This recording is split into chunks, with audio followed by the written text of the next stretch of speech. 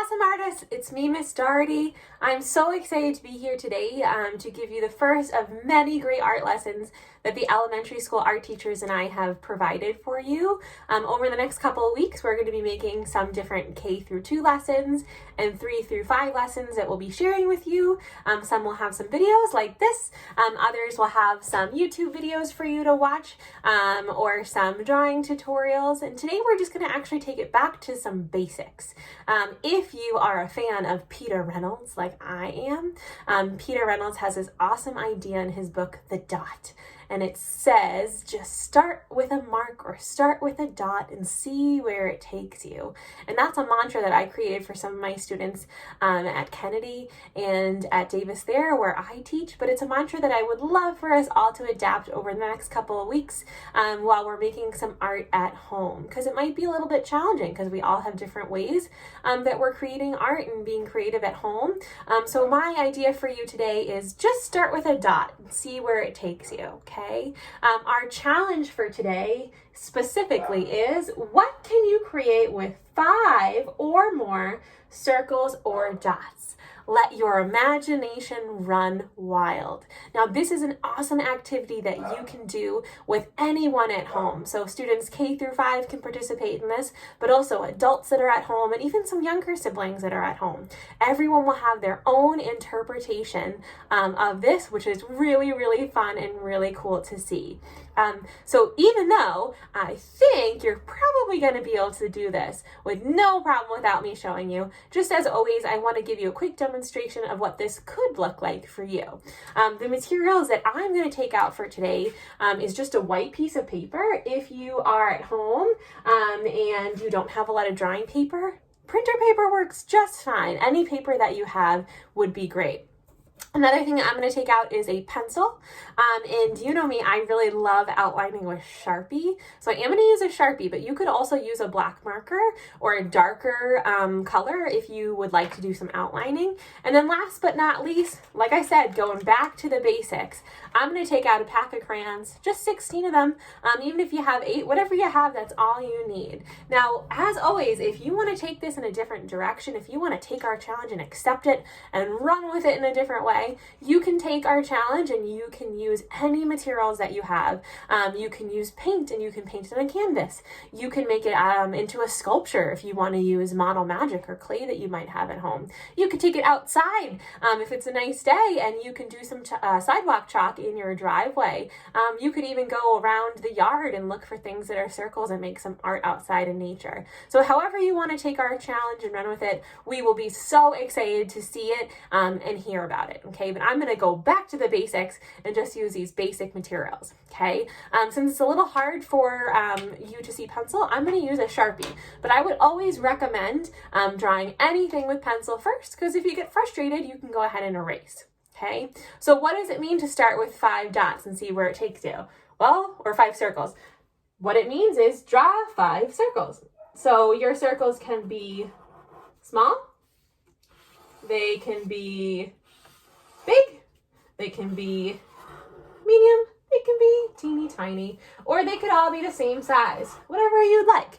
Now we're saying 5. I think 5 is a great place to start. But 5 or more means, can you do 10? Definitely. Can you do 8? Yeah, of course. How about 2? Might not be enough for this challenge. Might be cool for something else, but not enough for this challenge, okay? So we want to try to see if we can do 5 or more circles, okay? In that book that we actually put in the presentation, 10 Black Dots, that one has 10, which might be a lot. Those dots are also colored in black. So if you want to, you could even use collage papers and you can cut out 5 dots or circles and you can see if that makes you be creative in a different way. Okay, so what am I going to do with this? Before I jump right in art class, I always encourage you to do some thinking. So think, what can you make your circles or dots into? Could they be objects? Definitely. Could they be faces? Yeah. Think about emojis, all those awesome emotions that you can show in faces. That could be really fun. How about animals? Do you think it might be easy to make any part of an animal out of a circle? I do. How about plants? Flowers? I think that could work. Or you can just make it into a really cool design. It doesn't have to be representational at all. Maybe you look at it and you're like, that looks like bubbles. Maybe you look at it and you just see some really cool shapes that you're going to add to with lines and other shapes. If you're familiar with Zentangling or doodling, you can just start like that and see where it takes you. Okay,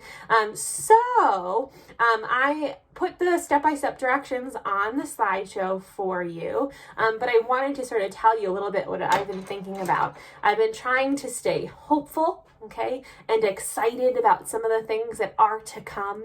And something that I'm really, really excited about lately is I'm really excited about warmer weather and more opportunities to go outside.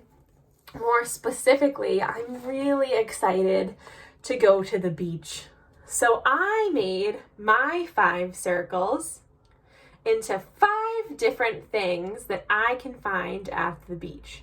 I did make myself in the picture too, but I'm pretty far away, so I'm kind of hidden. So I started with one that I thought was pretty basic and pretty easy for me to see, which was a beach ball. That shape was definitely easy to make from a circle. Then I started to get a little bit maybe more challenging and tried to think a little bit outside of the circle instead of outside of the box. So this one right here, okay, I made into a beach pail with a shovel next to it. The shape might be a little funky. It might be a little bit off, okay, but another Peter Reynolds reference. It's bucket-ish, right? This one I made into an ice cream sundae because who doesn't like ice cream at the beach? Sunglasses, gotta protect those eyes. And last but not least, a pool float, a circular pool float to hang out in the ocean. So I called mine A Day at the Beach by Miss Doherty, something for us all to look forward to. Now, I know you probably all love the beach, right? Who doesn't love the beach? Who doesn't want to go there? But I also know that you have so many awesome ideas in your head. So I cannot wait to see all the awesome things that you create. Myself and Mrs. Miner and Mrs. Volfovich and Miss Whalen, we can't wait to see those drawings that you make at home because you know what? We really, really, really miss seeing them every day in art class. So a really awesome thing that you could do is you could share those drawings with us. You can send them in emails or you can send them in tweets, and we would love to check them out and add them to our online art gallery on our elementary school art website. So who's up for the challenge, okay? If you're going to accept that challenge, then I challenge you to then pass it on. Have somebody else in your family also do the challenge. Art is more fun when you can create together. And unfortunately, we can't be together in the art room with our classmates and with our teachers. But we have our families around us right now, and I think it'd be really cool for you to create this challenge together. All right? Can't wait to see what you create. Have an awesome day.